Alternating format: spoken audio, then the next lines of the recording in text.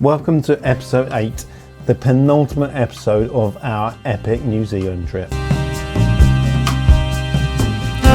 We've left Queenstown and we're in Te Anau. First thing on our list is to visit the bird sanctuary here. Here we see some really rare birds like the tahu, and there's also a chewie that's in for rehabilitation before it gets put back to the wild.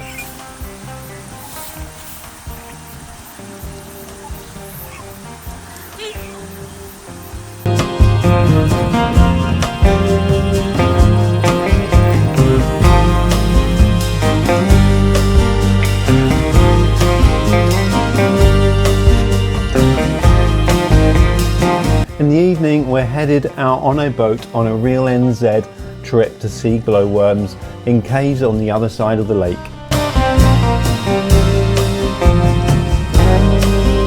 This is part of an incredibly big cave system, and there's great waterways gushing through and waterfalls, and we get a boat on a trip out on an underground lake to see the glowworms.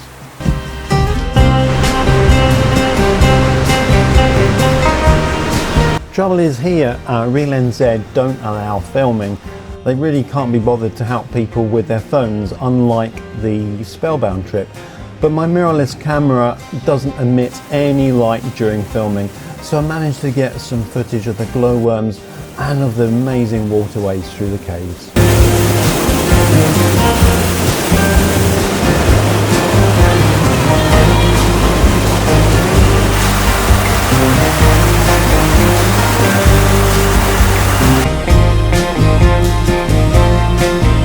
Heading back to Te Anau, there's an amazing sunset with great sun rays bursting through the clouds. It's really beautiful.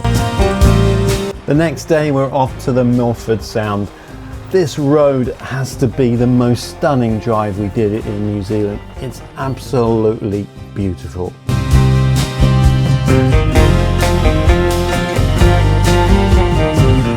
There's several stops on the way, but the highlight has to be the Mirror Lakes.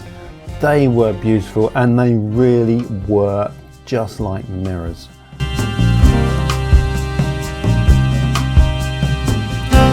It was really busy here, but we did manage to get a spot, and we found this pop-up coffee cart, which was awesome.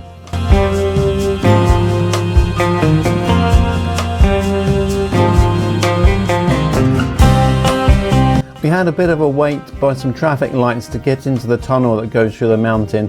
It's a one-way tunnel, so there is a queue system each way, but it was uneventful.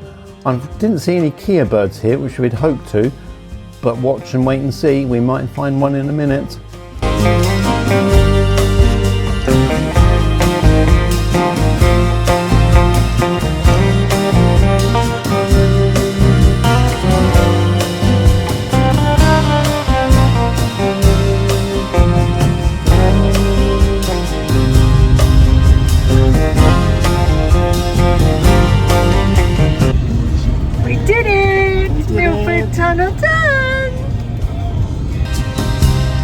Next step up was a forest walk.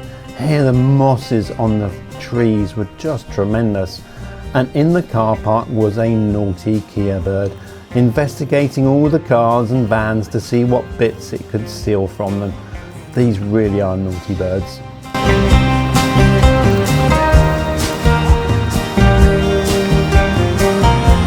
And now it's time to board the Milford Mariner. Here we've got an overnight cruise on the Sound. Really looking forward to this one. Well, this is a break from Bobina tonight in a luxurious cabin on the Milford Sound. Let's see what the bathroom is like. Whoa, look at that, what a treat.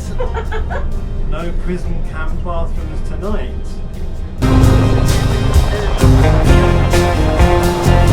When planning our holiday, we really had a good think about whether to do the Milford Sound or the Doubtful Sound. We chose the Milford Sound because of these great mountains cascading into the fjord, and choosing the overnight cruise meant that for most of the time we were the only boat out on the fjord. There were also extra activities which we were really looking forward to.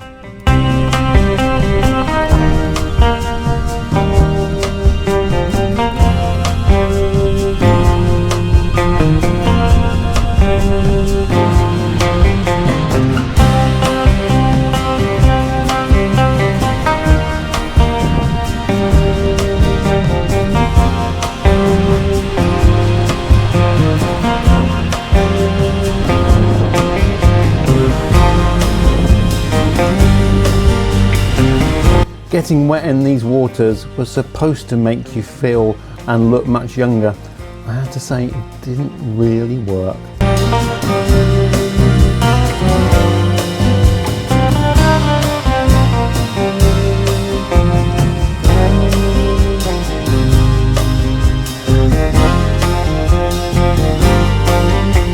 First activity up was kayaking. You could have a choice, either kayak or get out on the tender. We chose the kayak because it was getting much closer to the mountains, and it was great fun just kayaking around this bay.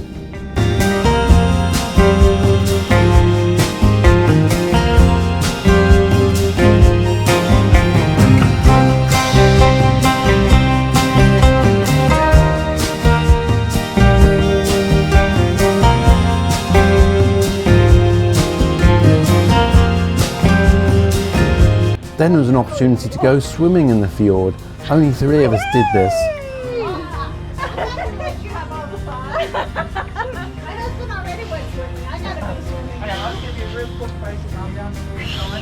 Is it really cold? It's really cold.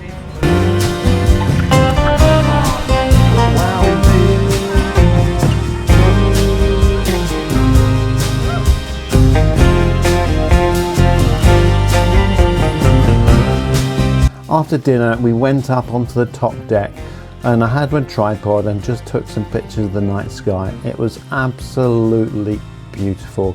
There was no light pollution at all, and it was just awesome. The next day, we headed out to the mouth of the fjord into the Tasman Sea. Now here, this can be one of the roughest seas around New Zealand, but we were so lucky. I do tend to get a little bit seasick, but this sea was as flat as a pancake. What a relief this was, and we had a beautiful sunrise too.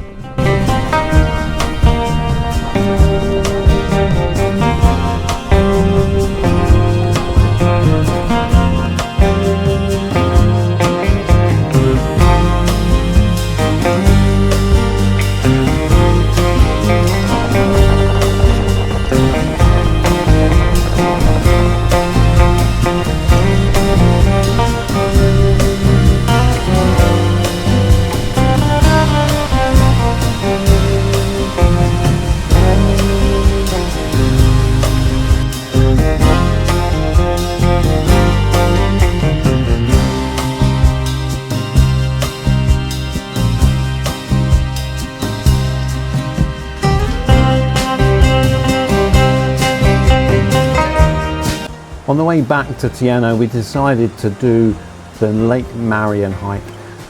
Now the warning signs were this was quite technical, but it was supposed to take maybe 2.5 hours or so in return. It took us probably double that, and it was the most brutal hike we've ever done. The path was just crazy, consistently climbing up rocks and tree roots. It was a bit relentless, I have to say.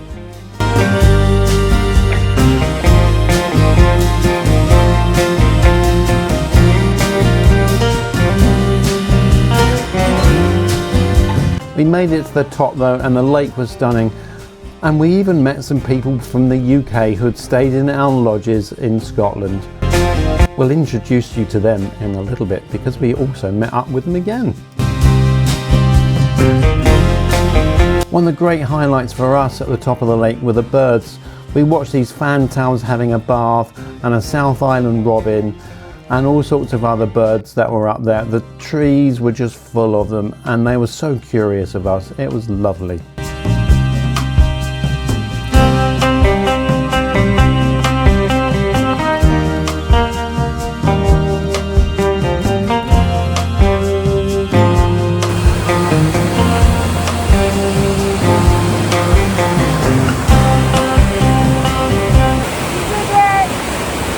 Then we left Te Anau the next day and headed to Curio Bay, right at the bottom of South Island, having a lovely coffee on the way.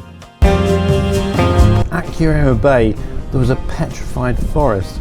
It was awesome to see these trees that were millions of years old in the rock on the beach. Driving in this part of the island was characterised by red hot pokers everywhere.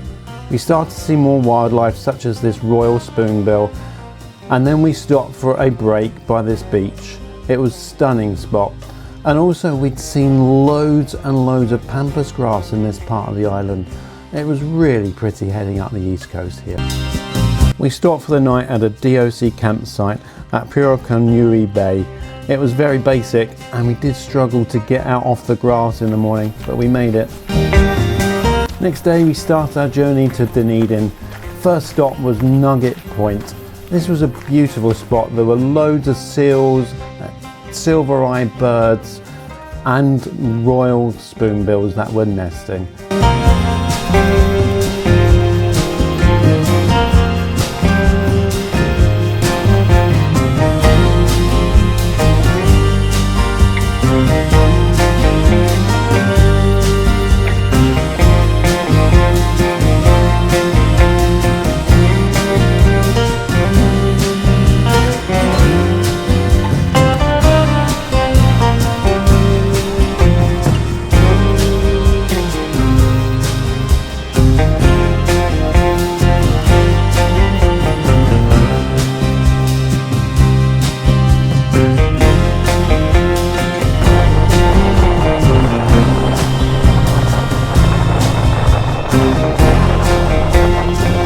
We stopped for a coffee in a place called Molyneux and a community cafe, which was lovely, before arriving at Sandfly Bay.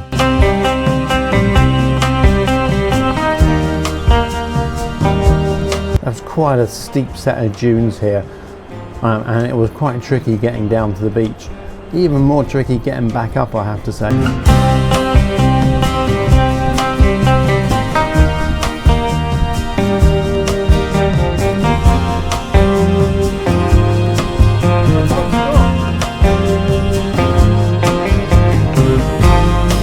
The star show of this beach were the sea lions. They were just everywhere, just lying on the sand, sleeping away, and it was just lovely to see them. They weren't bothered by us at all.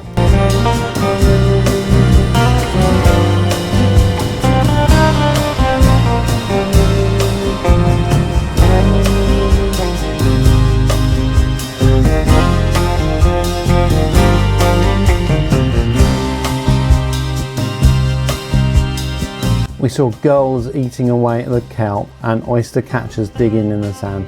This was a really beautiful beach.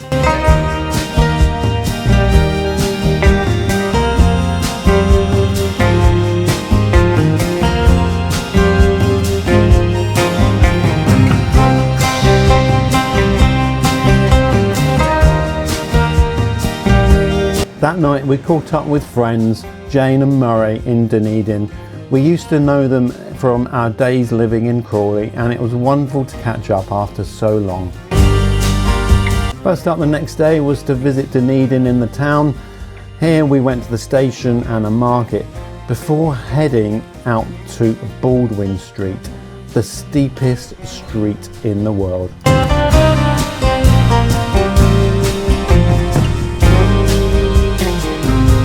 Needless to say, we did not drive up this street. At 35% gradient, it was really tough, and we just had fun with the other tourists here who were just having a ball.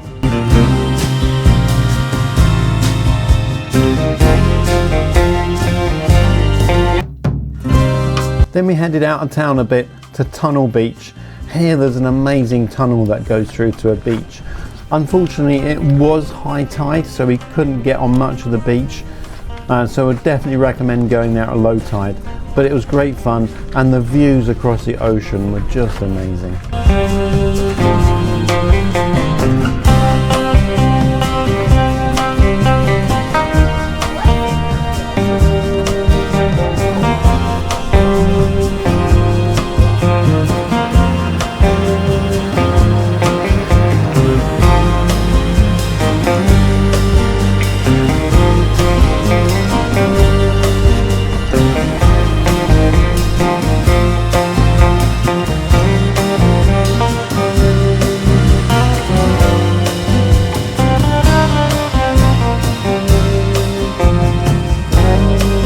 Then back out onto the Otago Peninsula just where Sandfly Bay was. And here we went to Larnach Castle, an old stately home that was being renovated. It had beautiful gardens and loads of stories to tell about the rooms and what had been going on there.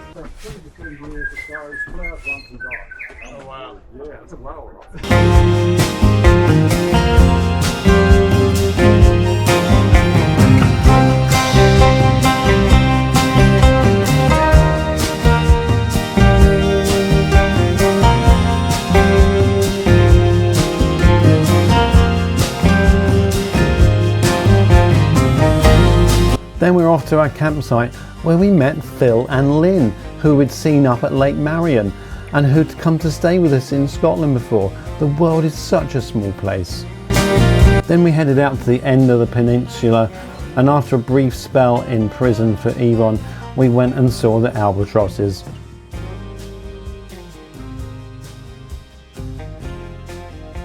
Here we felt that the tour was a little bit oversubscribed, and it wasn't always easy to see the birds, but the views that we did get were awesome, and luckily, because it was windy, they were flying around and there were babies, so it was lovely, but as I said, it was a bit oversubscribed. Then we visited the fort up there. This was one of just a small number of forts built back in the gold rush times to defend key harbours from pirates.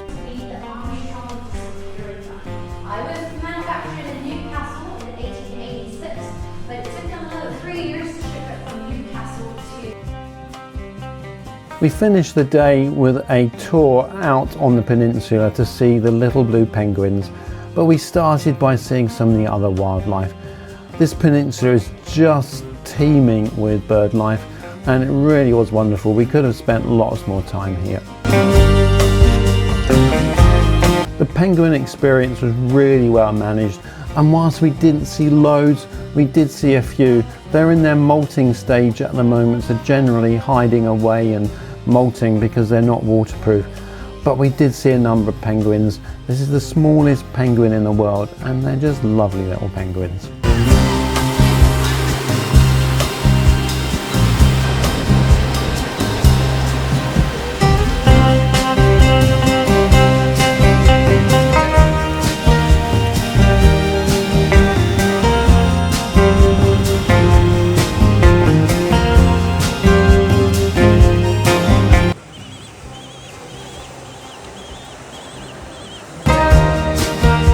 I hope you've enjoyed this episode. One more to come, covering some more amazing stuff on the South Island.